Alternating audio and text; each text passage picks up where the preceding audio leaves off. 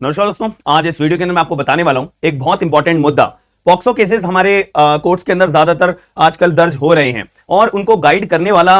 या उनको जजमेंट्स बताने वाला ऐसा कोई हमारे को सामने कोई आता नहीं है कि लेटेस्ट अगर कोई अमेंडमेंट आई है, लेटेस्ट कोई अपना केस आया है और लेटेस्ट हमारे को एज एन एडवोकेट के रूप में, वकीलों के रूप में या एक आम आदमी के रूप में हमें पता लगना चाहिए, तो उसकी कोई अपडेट हमारे को सीधे शब्दों में कोई बताता नहीं है। तो यहां पर मैं आपको लिए आज 2024 की एक जजमेंट लेके आया हूं जो बहुत ज्यादा इंपॉर्टेंट है, याद रखिएगा, भूलना मत, बहुत ज्यादा इंपॉर्टेंट है, याद रखिएगा। 2024 की ये जजमेंट रहेगी, याद रखना। 2024 पंजाब एंड हरियाणा हाईकोर्ट के सामने एक यहां पे प्ली फाइल करी गई थी। वो किसके रिगार्डिंग थी मैं आपको पूरी क्लैरिफिकेशन दूंगा आज के सेशन के अंदर। सबसे पहली बात, ये हमारा जो पंजाब एंड हरियाणा हाईकोर्ट साहब है उनके द्वारा ये बोला गया है, क्या बोला गया है कि भाई मैंडेटरी है, हर एक व्यक्ति के ऊपर मैंडेटरी है। क्या मैंडेटरी है? यहां पर इंफॉर्मेशन देना। मान लेते हैं ये बच्चा है, अगर इस बच्चे के ऊपर सेक्सुअल हैरेसमेंट का केस हुआ है, सेक्सुअल हैरेसमेंट इस बच्चे के ऊपर हुआ है,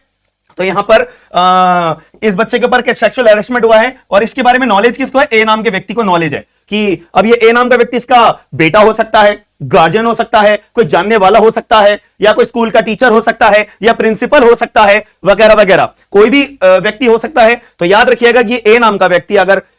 इस बारे में जानता है कि इस बच्चे के ऊपर ना सेक्सुअल हैरेसमेंट का केस हुआ है, तब भी ए नाम का व्यक्ति चुप है, बिल्कुल किसी को, पुलिस अथॉरिटी को नहीं बता रहा, या अपना जुवेनाइल की एक स्पेशल यूनिट होती है उसको भी नहीं बता रहा है। तो क्वेश्चन ये आता है कि क्या ए नाम के व्यक्ति ने कोई अपराध करा?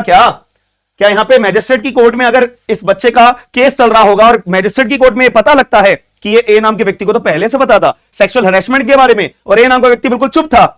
तो क्वेश्चन यहां पे ये आता है कि क्या ए नाम के व्यक्ति के ऊपर कोई आपराधिक मामला दर्ज होगा? द आंसर इज यस, होगा। अगर आपको ये बात पता है कि आपके बच्चे के साथ में या आपके जानने वाले किसी बच्चे के ऊपर यहां पे सेक्सुअल हैरेसमेंट किसी के द्वारा किया गया है और आप चुप हो, आपने एक्नॉलेज नहीं करा है, इन्फॉर्म नहीं करा है पुलिस अथॉरिटीज को, लोकल अथॉरिटीज को या स्पेशल यूनिट को, तो आप एक अपराधी हो, आपके ऊपर मामला दर्ज होगा। कौन से सेक्शन के अंदर होगा वो भी मैं आपको बताऊंगा। तो ये बात पंजाब एंड हरियाणा हाईकोर्ट ने 2024 में बिल्कुल क्लैरिफाई कर दी है। अब मामला क्या था मैं आपको बता देता हूं। एक बच्चा था जो स्कूल में पढ़ने जाता था, उस बच्चे ने सुसाइड कमिट कर लिया था। अब जो बच्चे की मां थी, तो उस मां ने जो है अपने बच्चे के जब सुसाइड हो गया तो मां ने स्कूल के प्रिंसिपल के ऊपर और स्कूल के हेडमास्टर के ऊपर यहां पे केस दर्ज कराया 306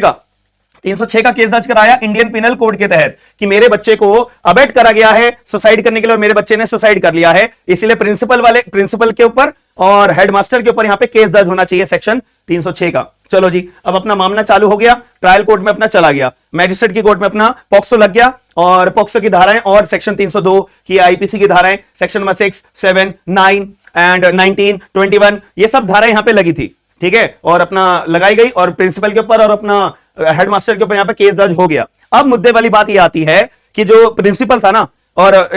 इन सर्कमस्टांसेस में प्रिंसिपल ने मैजिस्ट्रेट की कोर्ट में क्या बोला कि जज साहब मेरे ऊपर तो केस दर्ज हो गया प्रिंसिपल होने के नाते, चलो ठीक है। ये जो मां है ना, इस मां को पता था पहले ही कि इसके बच्चे के साथ में सेक्सुअल हैरेसमेंट हुआ है और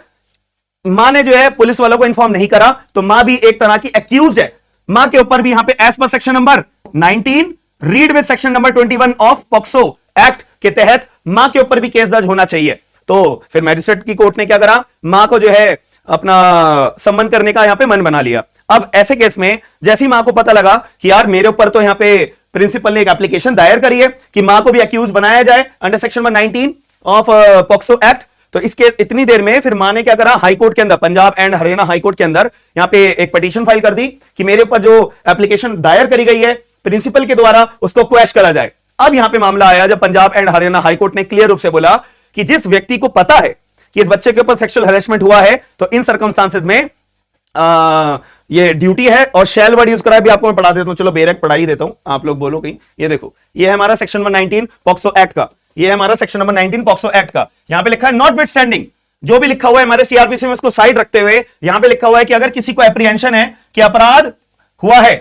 ठीक है, लाइकली टू बी कमिटेड, कि अपराध हो चुका है, होने वाला है, या नॉलेज है कि अपराध हो चुका है, तो ऐसे केस में जिस व्यक्ति को नॉलेज है, यहां पे वर्ड यूज कर रहा है नॉलेज है अगर आपको कि इस बच्चे के ऊपर सेक्सुअल हैरेसमेंट हुआ है, ऐसे केस में उस इंसान की ड्यूटी है, ही शैल वर्ड यूज करा है यहां पे शैल वर्ड यूज करा हुआ है। ये हाई कोर्ट ने एम्फसाइज करा है as per section 19 clause 1, here the word use shall, कि यहां पे शैल वर्ड यूज करा है, तो यहां पे जिम्मेदारी है कि वो प्रोवाइड करेंगे वो सारी की सारी इंफॉर्मेशन किसको, स्पेशल जुवेनाइल पुलिस यूनिट या लोकल पुलिस वालों को। अगर आपने as per section 19 clause 1 of POCSO act का कंप्लायंस नहीं करा तो आप एक मुजरिम माने जाओगे, आपके ऊपर कानूनी रूप से आपके ऊपर आपराधिक मामला दर्ज होगा। कितने साल की सजा है? 6 महीने की सजा है और फाइन, और यहां पे आपको 1 साल तक की सजा भी मिल सकती है। ठीक है, यहां पे आपको 1 साल तक की भी पनिशमेंट मिल सकती है। अगर सेक्शन नंबर 21 का 22 पढ़ोगे ना तो यहां पे 1 साल की भी सजा है। याद रखना, 6 महीने की सजा और फाइन या दोनों लग सकती है, जो कि अपने आप में कन्विक्शन है, याद रखना। और कोई भी वकील आपको बचा नहीं पाएगा कि अगर आपको इन सर्कमस्टांसेस में, जैसे भी मां के ऊपर एप्लीकेशन लगी, जब प्रिंसिपल ने एप्लीकेशन लगाई तो मां गई अपना सेक्शन 482 ऑफ द सीआरपीसी की मदद से अपना हाईकोर्ट के अंदर, पंजाब एंड हरियाणा हाईकोर्ट ने, वकील साहब ने लगाई होगी एप्लीकेशन, तो वकील साहब ने आर्ग्यू करा कि देखो हमारे ये जो मां है यार, इसने तो इन्फॉर्म नहीं करा अपना ड्यूटी निभाते हुए एक तरह से। तो यहां पे ऑनरेबल कोर्ट ने बोला सॉरी, ये कोई ड्यूटी निभाने वाली बात नहीं है, क्योंकि as per section 90 there is a word use shall. तो आपकी जो ये क्लाइंट है, जो मदर है सुसाइड डिसीज बच्चे की, तो इस केस में मां के ऊपर भी जो एप्लीकेशन मूव करी गई है वो अपनी जगह सही है। अब यहां पे जो ट्रायल कोर्ट होंगे वो डिसाइड करेंगे कि मां को सम्मन भेज के एज एन एक्यूज के तौर पे ऐड करा जाए केस में या ना करा जाए। जो प्रिंसिपल है, जो हेडमास्टर है, उनके पास जो केस चल रहा है वो तो चल रहा है, उसमें तो कोई दो राय नहीं है। लेकिन मुद्दे वाली बात यहां पे पंजाब एंड हरियाणा हाईकोर्ट ने ये बात बोलते हुए और एक अपनी रीजनिंग भी दी है कि mandatory for any person having knowledge of offence to inform the police authorities, Punjab and Haryana high court के द्वारा ये पास करा गया है। हालांकि अभी जजमेंट की कॉपी आई नहीं है, जजमेंट की कॉपी जैसी आ जाएगी मैं आपको टेलीग्राम ग्रुप पे पर भेज दूंगा, जैसे मैं डेली बेसिस पे भेजता रहता हूं। तो याद रखना, टेलीग्राम ग्रुप मेरा ज्वाइन कर लो। और आपको यहां पे स्क्रीन पे दिखाई दे रहा होगा, हमने अभी लेटेस्ट बैच अपना फैमिली लॉ का, जिसमें कंप्लीट हिंदू लॉ, कंप्लीट मुस्लिम लॉ आपको पढ़ाया जाएगा। तो जिन लोगों ने बैच ज्वाइन नहीं करा है या मन बना रहे हैं, या फिर लगता है कि मेरे को एक अपना फैमिली लॉयर बनना है, मैट्रिमोनियल लॉयर बनना है, तो आपके लिए बैच बहुत जरूरी है ये वाला ज्वाइन करना। और जो लोग जुडिशरी की तैयारी कर रहे हैं उनके लिए मैं सबसे प्योरली बेसिस पे एक कंसेप्ट समझा रहा हूं, और जो मेंस के अंदर हमारे क्वेश्चंस आते हैं उसके आंसर वाइज मैं आपको एक्सप्लेनेशन के तौर पे पूरा का पूरा कंप्लीट एक्ट पढ़ाऊंगा, जिसमें Hindu marriage act, Hindu succession, guardianship, minority वाला और हमारा मुस्लिम लॉ पूरा कंप्लीट आपको पढ़ाया जाएगा। और हमारी क्लासेस सुबह डेली 11 बजे होती हैं। नोट्स आपको इंग्लिश के अंदर मिलते हैं, इंग्लिश की पीडीएफ के फॉर्म में मिलते हैं क्लास वाइज, और जो क्लासेस है वो हमारी हिंदी एंड इंग्लिश दोनों लैंग्वेजेस में होती हैं। और मार्च के अंदर, मार्च तो शुरू हो चुका है, बट 10 मार्च के अप्रॉक्स या 10 या 12 मार्च के अप्रॉक्स हम एक बैच चालू करेंगे कॉन्स्टिट्यूशन ऑफ इंडिया का। कंप्लीट आपको कॉन्स्टिट्यूशन पढ़ाया जाएगा, साथ में हम एक राजस्थान का राजस्थान जुडिशरी के लिए बैच लॉन्च करेंगे, जिसमें माइनर पूरा का पूरा स्टडी 0 से लेके एंड तक पढ़ाया जाएगा, प्लस मेजर सब्जेक्ट की आपकी रिवीजन क्लासेस चलेंगी। ठीक है, तो याद रखना, आप लोग एप्लीकेशन डाउनलोड कर लो अभी के अभी। और जो लोग एडवोकेट्स हैं, जिनको लीगल ड्राफ्ट चाहिए होते हैं, उनके लिए 8000 से ज्यादा लीगल ड्राफ्ट का अपना एक पैकेज मैंने बना के रखा हुआ है, जिसमें सारे ड्राफ्ट हैं A to Z, criminal draft, civil draft, family matters के ड्राफ्ट, रिट पिटीशंस और सारी चीजें हैं, लगभग 8000 से ज्यादा हैं। तो आपको गूगल ड्राइव जैसे खरीद लोगे ना, तो आप हमारे को मैसेज कर देना, हम आपको गूगल ड्राइव का लिंक दे देंगे,